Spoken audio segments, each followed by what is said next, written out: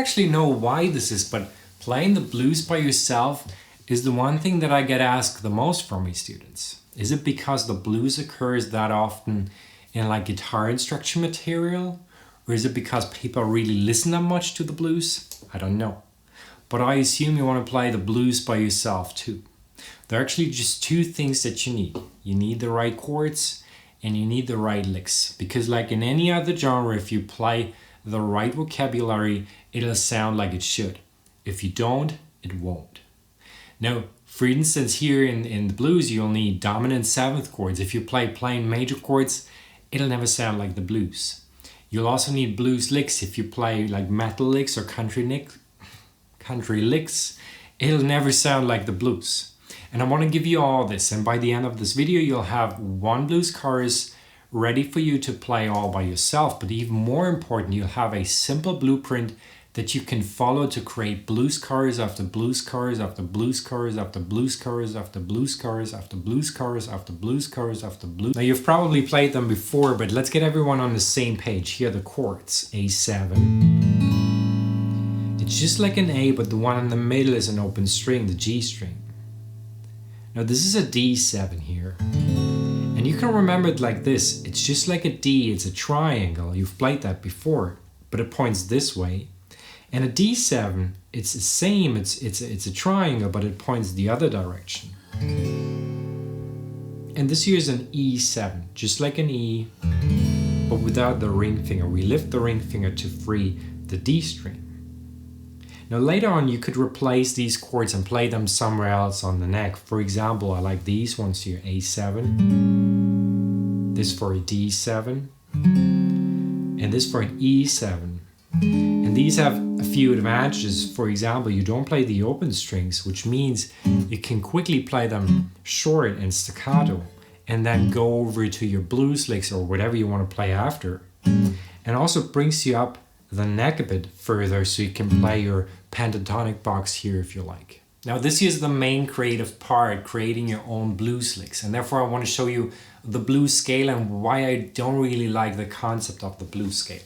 But let me show you first. So it's second fret G string, and then first B, third, fourth and fifth all on the B string, and then third and fifth on the high E string. So let's do it again.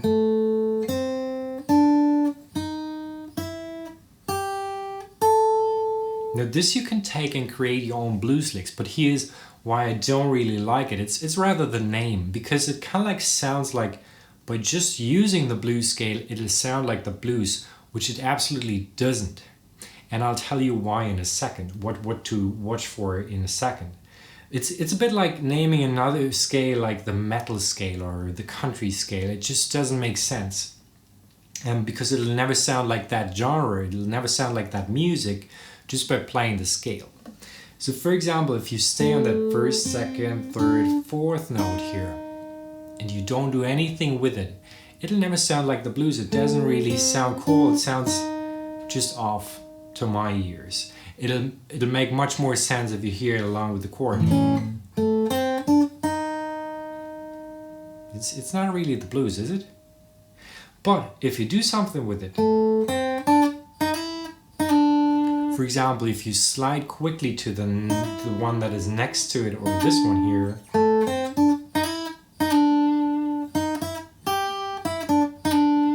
it sounds much better to my ears. Or if you bend it, which is a lot harder to do on the acoustic guitar, but what you could do is you bend it just slightly and then you cut it off.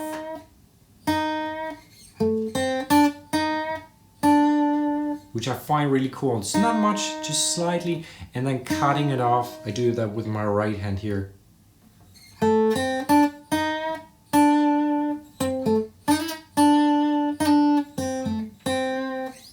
And the other one is this one here, the second note of the scale. Again, if you just play it and you land on it and you don't do anything with it, it doesn't really sound like the blues. You should do something with it. You could either slide somewhere else again rather quickly, or what you could do is you bend it again and you cut it off, either by muting the note or by playing quickly one after it. This is what we're going to do in the licks here. So use the blues scale to create your own blues licks, but be careful with this one here, the second and the fourth of the scale. Now you have everything at hand. You have the right chords and you have the pool of notes and how to use them to create your own blues licks. Now before I show you what I demonstrated in the beginning, here's your blueprint to follow. Now the blues has only 12 bars. So bars 1 to 2 you play the chord once, at A7 you play once, followed by a blues lick. Then bars 3 to 4 just the same, A7 played once, followed by a blues lick. Then bars 5 to 6, it's the same but on D7, D7 played once, followed by a blues lick. Then bars 7 to 8, we're back to A7 played once, followed by a blues lick. Now the next two bars is an E7 and a D7. And just to break up the pattern, just for a change here, I would play the chords without any blues licks whatsoever.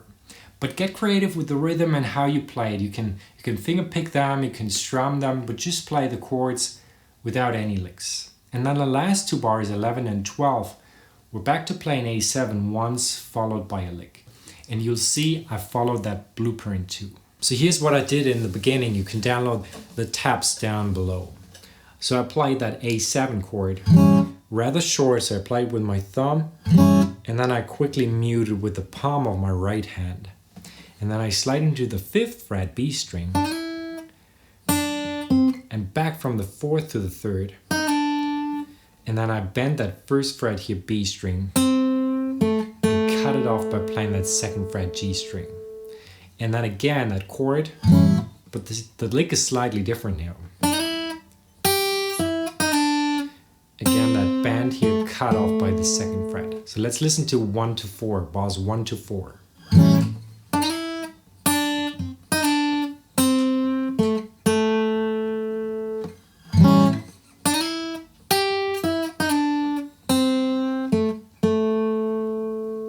Which is followed by a D7.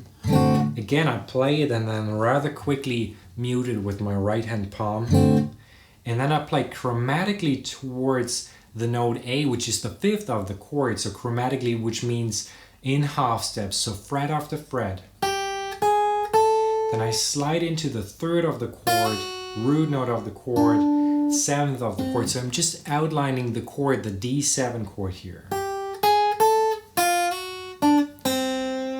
And then again, I bent that 1st fret here and cut it off by playing the 3rd fret on the B string. Let's listen to that these two bars again.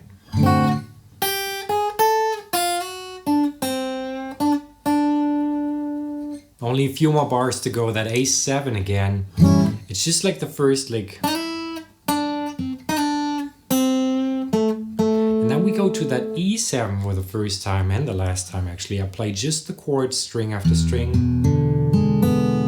And that shuffle feel.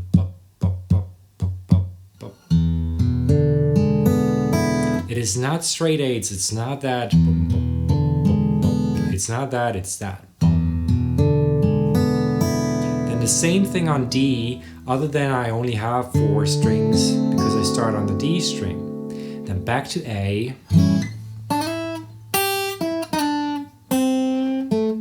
And the last chord is a nice one, A7 sus2. Love that chord, it's just like an A7 but without the ring finger. Enjoy and I'll see you on the next lesson.